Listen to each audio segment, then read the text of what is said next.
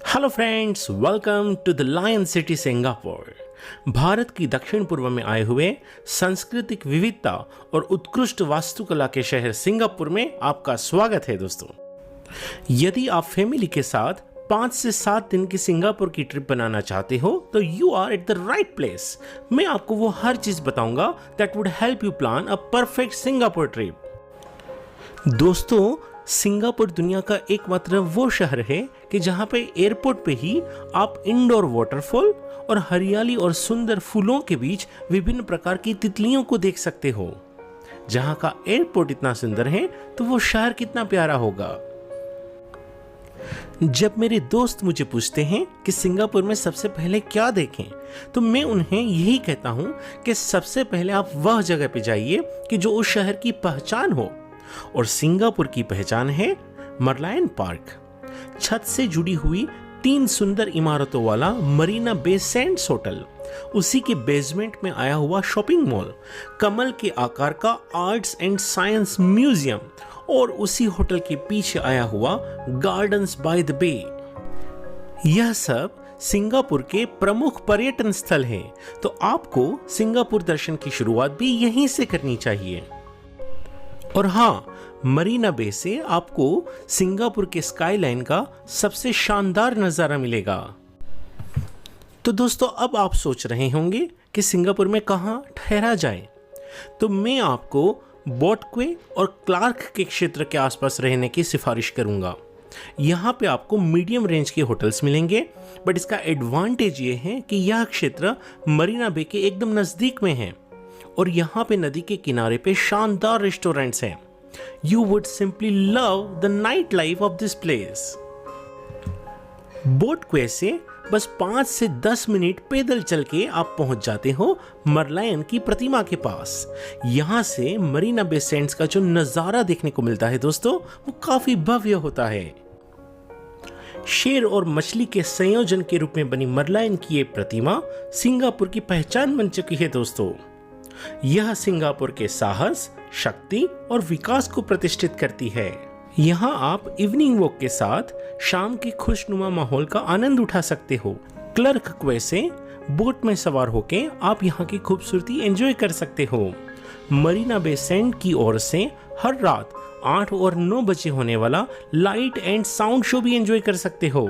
और Marina Bay Sands के top floor पे आए हुए ऑब्जर्वेशन डेक या रेस्टोरेंट्स को भी विजिट कर सकते हो। यह क्षेत्र सच में सिंगापुर की आधुनिकता एंड विशेषता को प्रतिनिधित्व करता है। दोस्तों, आपको एक पूरा दिन मरीना बे सैंड्स के पीछे स्थित गार्डन्स बाय द बे को देना चाहिए, जो एक अद्वितीय आकर्षण है। गार्डन्स बाय द बे में उच्च ऊंचाई के सुपर ट्रीज के बीच में चलने का अनुभव काफी अनोखा है। यहाँ के कैक्टस गार्डन में दुनिया भर के विभिन्न प्रकार के कैक्टस का एक शानदार संग्रह है। यह यात्रियों को इस अद्भुत रेगिस्तानी पौधों की सुंदरता और साहसिकता को समझने का अवसर देता है। Gardens by the bay picnic के लिए एक उत्कृष्ट स्थल है। यहाँ आप प्राकृतिक हरियाली, शांति और सुंदर वातावरण का आनंद ले सकते हैं। गार्डन्स बाय द बे में भारतीय garden, Chinese garden, Singapore garden और इनके अलावा और कई भी रोचक क्षेत्र है जहां पे जाने के लिए आपको कोई भी टिकट लेने की जरूरत नहीं पड़ेगी। दोस्तों, आप शाम तक यहाँ पे पक्का रुकिए, क्योंकि हर रोज 7:45 बजे एंड 9:45 बजे रात को लाइट एंड साउंड शो होता है। रात की रोशनी और संगीत के साथ सुपर ट्रीगो का अनुभव काफी सुंदर होता है। दोस्तों, यहाँ पे cloud forest, floral fantasy, flower dome and super tree observatory जैसे काफ़ी अट्रैक्शंस है कि जहाँ पे जाने के लिए आपको टिकट लेनी पड़ेगी, but it will be worth experience to visit each of this places. दोस्तों, आप www.gardensbythebay.com.sg से ऑनलाइन टिकट परचेस कर सकते हो। यहाँ के फूल उनकी सुंदरता, अद्वितीय रंग और विविध आकारों के लिए प्रसिद्ध है। गार्डन्स बाय द वे, जिसमें प्राकृतिक सौंदर्यता, वातावरणीय अद्भुतता और आधुनिक आर्किटेक्चर का एक ऐसा अनुभव होगा जो आपके जीवन का सबसे सुंदर अनुभव बन जाएगा दोस्तों। सिंगापुर में एक जगह से दूसरी जगह जाने के लिए you can use Singapore metro MRT system. तो सिंगापुर के मुख्य पर्यटन स्थल देख लिए, अभी कुछ शॉपिंग भी हो जाए दोस्तों। And that's where I would recommend to visit Bugis street. न केवल पर्यटक बल्कि स्थानीय सिंगापुरी लोग भी बगी स्ट्रीट पर आते हैं, और इसीलिए मैं कहना चाहूंगा कि सिंगापुर संस्कृति को आप अनुभव करना चाहते हो तो this is the best place. दोस्तों, यहाँ पे लोकल स्ट्रीट फूड को एंजॉय करना मत भूलना। यदि आप फ्रेश फ्रूट्स लेना चाहो तो यहाँ पे आपको उसकी भी दुकानें मिलेंगी। If you want to do local shopping, यहाँ पे आपको काफी ऑप्शंस मिलेंगे। यदि आप लाफिंग बुद्धा को लेना चाहते हो या आइसक्रीम लेना चाहते हो, this is the right place. यहाँ आप आसानी से 2 से 3 घंटे बिता सकते हो। मैं जब भी सिंगापुर आता हूँ, हर बार इस जगह पर जरूर आता हूँ। So friends, shopping also done, now what's next? तो हो जाए कुछ एडवेंचर।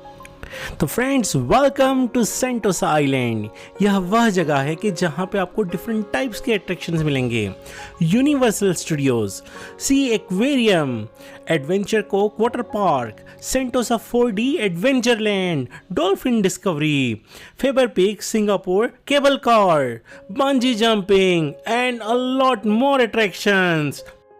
यहाँ के सी एक्वेरियम में 1 लाख से भी ज़्यादा दरियाई जीव पाए जाते हैं, और यहाँ का यूनिवर्सल स्टूडियो आपको US के लॉस एंजलिस के यूनिवर्सल स्टूडियो की याद दिलाता है।